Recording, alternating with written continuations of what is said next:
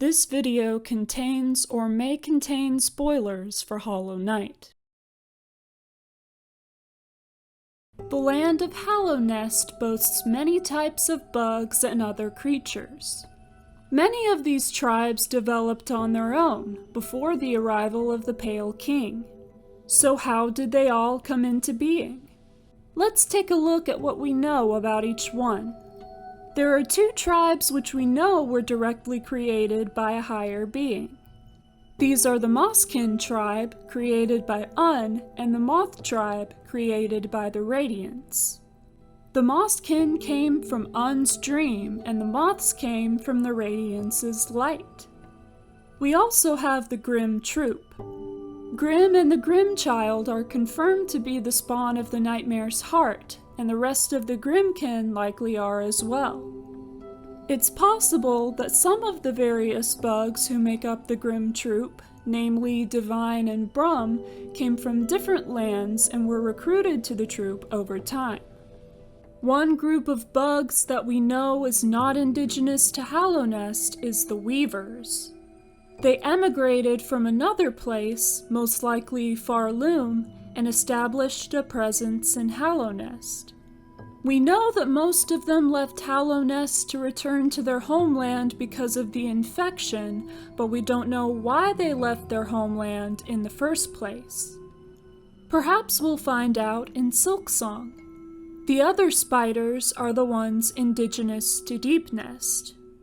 As for how they may have come into existence, a possible clue lies in the Beast Den. This object appears to be a statue of a large spider-like creature, possibly one who created the spiders. As such, it would make sense that an idol be created to honor it, one protected with a seal. Some other bugs from a land outside Hallownest are the Godseekers, whose homeland is the Land of Storms.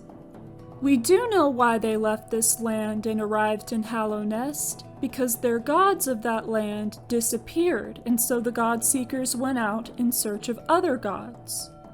Another group is the Mushroom Clan. They possibly came to life from existing inanimate mushrooms. This possibly happened through the large fungal creature found in the fungal core. The word core suggests that this is where all the fungal life forms of the fungal waste began and expanded outward from, and this creature is at its heart. We don't get direct confirmation that another being created this tribe like with the moths and the green path bugs, but it is definitely possible. Then there is the other tribe of the fungal wastes, the Mantises. It seems that this species naturally evolved on their own, similar to bugs in real life, and developed their intellect and established the society that we see them inhabit in the game. In the hive, we find the bees. I have a theory about them similar to the one I have about the Mushroom Clan. I think it's possible that the inhabitants of the hive were created by Hive Queen Vespa and they in turn served her. Otherwise, they just serve her because she is the center of their hive mind.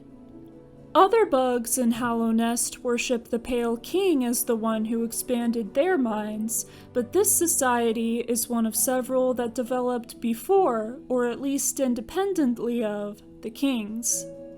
The royal Waterways contain the Flukes. The Flukes seem to resemble leeches, which in real life typically inhabit the most polluted waters. The Waterways were once full of waste, but we know that over time it was either washed clean by the rainwater from the City of Tears, consumed by the Fluke Mungas, or gathered up by the Dung Defender and taken into his lair. The Flukes likely arose from this previous pollution, and they still remain, even in the less polluted environment they now find themselves in. Some Flukes are birthed by the Fluke Marm, but others grow from Fluke larvae. Long before Hallownest, the ancient civilization in the Abyss existed. These bugs worshipped the Void, so it's possible that they came from it, like how the Mosskin came from Un and the Moths came from the Radiants. They could manipulate void as well as soul, since we know that they're responsible for the various soul totems spread throughout the land that is now Hallownest. Another group of bugs who came along later who could also manipulate both soul and void to some extent are the snail shamans. This leads me to believe that the snail shamans are possibly descended from the bugs of the ancient civilization, or at least learned from their ways. We also encounter the fools of the Colosseum. These bugs don't appear to be from a particular tribe or species, but they all have similar masks. The masks are probably what keeps them tied to the Colosseum, and the masks were possibly created by Lord Fool as a way to control the bugs who became fools. Even with Lord Fool himself dead, the masks still work. Fog Canyon sports strange, jellyfish-like creatures. It's widely theorized that these were created by Monomon within the teacher's archives, but from what or for what purpose, we don't know.